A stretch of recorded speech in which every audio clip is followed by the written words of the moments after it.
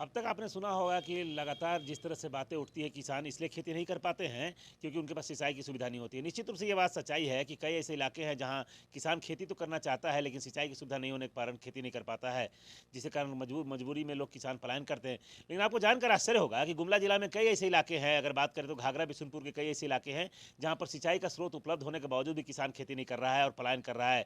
ऐसे में स्पष्ट कह सके किसानों को भी कहीं ना कहीं इस बात को गंभीरता से लेनी चाहिए कि जो काम अपने गाँव घर में रहकर खेती करके वो फायदा कमा सकते हैं, बाहर पलायन करके वो फायदा नहीं है। साथ ही साथ उन्हें कई तरह की जिल्लत की परेशानियां झेलना पड़ता है।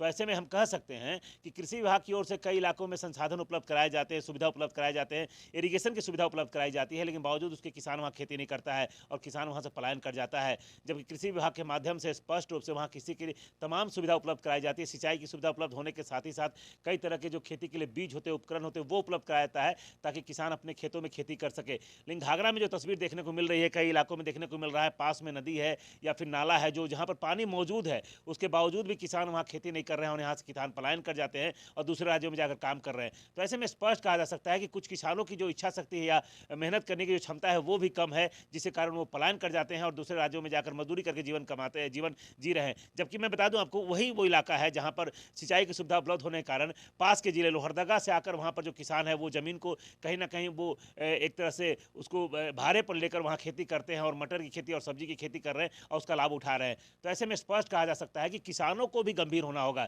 जो उनके खेत है उसमें सिंचाई की सुविधा अगर उपलब्ध है तो वहाँ पर खेती करनी होगी ताकि उसका सीधा लाभ उन्हें मिल सके।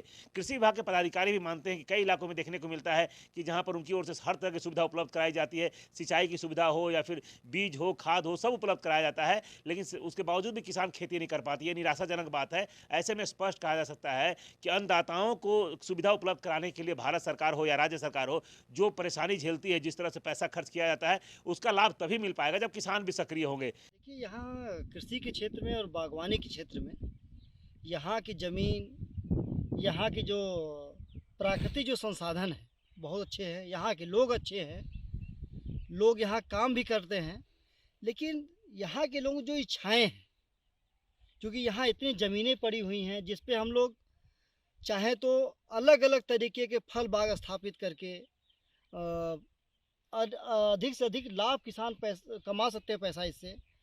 और यहाँ लोग एक बार धान की खेती करने के बाद, देखिए ये नदी गई हुई यहाँ से, बगल से नदी किनारा है, लेकिन अभी यहाँ पानी है, लेकिन यहाँ के लोग एक फसल करके धान खेती करने के बाद यहाँ लोग पलायन कर जाते हैं और पलायन करने के बाद फिर लोग जब धान का सीजन आता है तो फिर वापस लोग यहाँ आते हैं।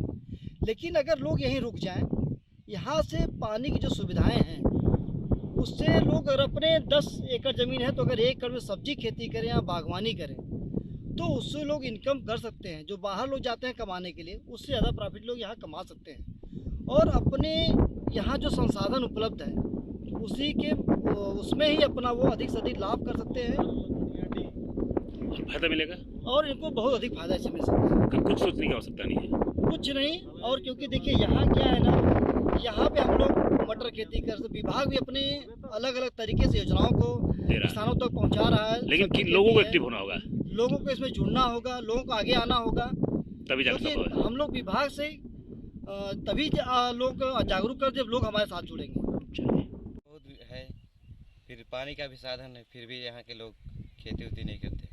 बस बरसात का मौसम आता है तो बस धान का खेती करते हैं, उसके बाद धान खत्म हो जाता है, उसके बाद सब कोई बाहर चला जाता है। क्या करता है बाहर जाके? लेबर कुली का काम करता है। हाँ, तो उसमें तो परेशानी होता है ना? परेशानी होता है सर। बाकी लोग खेती क्यों नहीं करता है?